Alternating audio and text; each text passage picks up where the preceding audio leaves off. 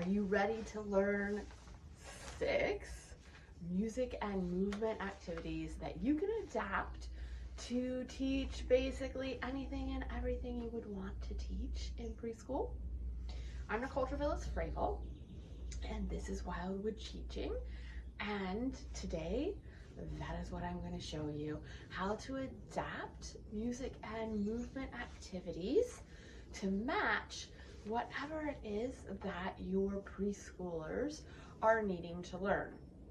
Now, of course, music and movement in itself is important to preschool. They are important on their own, right? You want children to be exposed to music, to be exposed to movement, but they are also important for learning those executive functioning and self-regulation skills when children are needing to listen to music and moderate how they move or how their voice sounds according to the speed, the tempo of the music.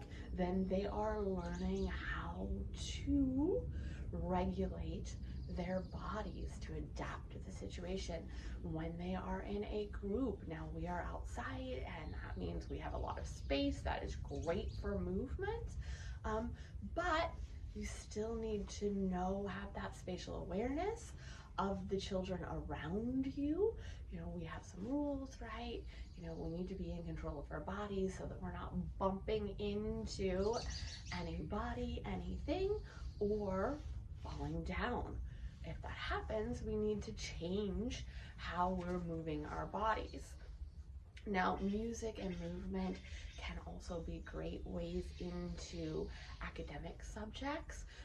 They have an easy tie-in to math in that music is often built on patterns. You can do patterns with the movements.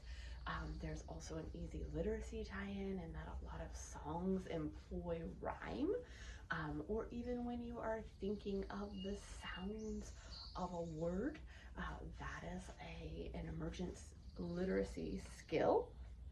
Now, when we do movement, we want to include creativity into it. Let the children exercise their imaginations, do some risk taking. What can they try that's new, that they've never tried before in this safe music and movement space? And then hopefully they will transfer those skills to other areas when they have the chance. All right, so let's get right into it with the 6 different ideas. So the first idea is really a chant, where I usually tell the children, we're all gonna go to sleep. When you wake up, you're gonna turn into an animal. So if you listen closely to my words, you'll know what animal to turn into. So here you are activating. Can they listen and follow those directions quickly? So it goes like this. All the little animals asleep under the moon, but the sun is coming up and they'll be awake soon. Wake up, little bunnies, and hop, hop, hop, hop. And then you just have the children hop around for a while until we all start getting tired. Oh, buddies, you've hopped so much today. You are getting tired. It's time to go back to sleep. All right, everyone. All the little animals asleep under the moon, but the sun is coming up and they'll be awake soon. Wake up, little robins, and fly, fly, fly, and they fly around. Same thing. You do not need to limit yourself to animals. It can be anything you are studying at the time. So wake up, little circles, wake up, right? And then how does a circle move? Maybe it rolls with its arms. Maybe it rolls with its whole body. Wake up, little triangles. How does a triangle move? Well, it has those angles, those points, so maybe it's a little bit bumpier. Talk to the children about their expression, right? point out things that you're seeing that are interesting, that they're doing. Let them use their imaginations. All right, so the next thing I have for you is a movement cube.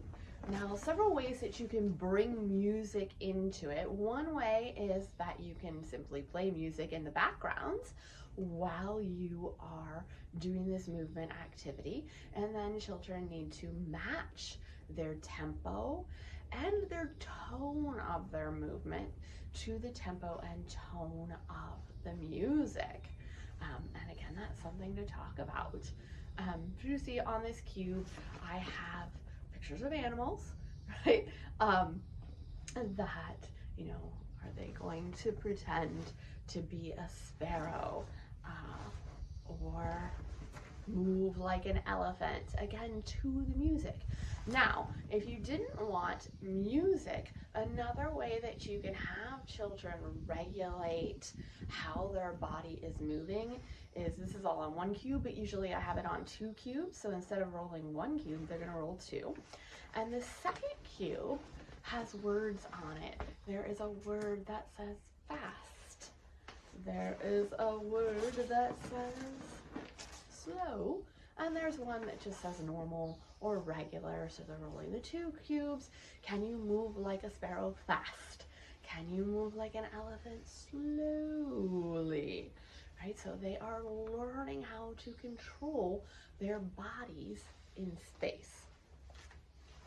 So another idea, and I should say again, no reason to limit yourself to animals. Weather is a great thing to put on the cubes. Can you move like a tornado? Can you move like a snowstorm? Can you move like rain? You could even do different levels of rain. Can you move like a drizzle? Can you move like harder rain? Can you move like a thunderstorm? And each time the children are learning, what does that mean in how I use smaller or larger movements, in my speed of movement. Okay. You can also, like I said with the cube, put the music on in the background, play regular Simon Says, put the music on in the background so that as the children are Simon Says clap.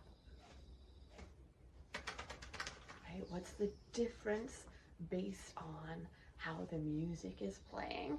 I find classical music is really good for this because it does vary. If you do like a whole symphony, it does vary that tempo throughout. They usually have movements in the symphony that are markedly different. The songs built for children and marketed to children are generally that similar upbeat tempo. You can also play the dance and freeze game. Now, when we start out with the dance and freeze game, really simple. I have the children stay in place, right? And just practice the dancing and freezing when the music stops. Then we maybe like move in a circle or move to a larger area where they have a little bit more freedom of movement. And again, we practice stopping. When we get good at that, then we can stop practice. When you stop, freeze into a fancy statue. Whatever you think looks good. Once you get good at that, that's when you bring in the different subjects, right? So say you're studying plants or you're in the garden, you know, this time when you freeze like your favorite plant, right? And then we can always guess, right? What kind of plant are you? Well, I'm an apple tree, you know. What kind of plant are you? I'm a flower opening up, right? Or, right, you can vary the movement within. So instead of just dancing, right, dance like different types of water. Can you be frozen water? Can you move like snow? Can you move like a waterfall? Now you can also, what I like to do sometimes is incorporate props, right? So when you are dancing, right, you have an extension of your arms, and these are very large leaves. Now you're learning how to control objects, not just your body. Or shake a gourd while you dance. If you don't have large leaves, you don't have gourds, no problem. These kind of take the place of ribbons, scarves, egg shakers, whatever you would normally have in preschool. Another idea is to combine that music, movement, and art. So usually you take a large butcher paper, spread it out on the floor, or hang it from something. Sometimes I hang a shower curtain from the trees. You can tape the butcher paper to the wall if you have if your wall can be cleaned, maybe a garden fence, right? And then turn on some music, let the children paint, see again what different tempos, what different styles of music, what kind of artwork does it lead to.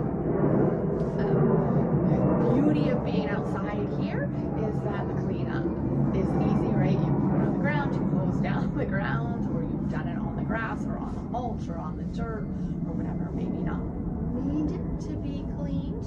Another option sometimes we have is the children paint their feet and then just dance on the paper, and then at the end we see what kind of artwork our dance created. So you can always mix and match all of these ideas together to have some more variation in it.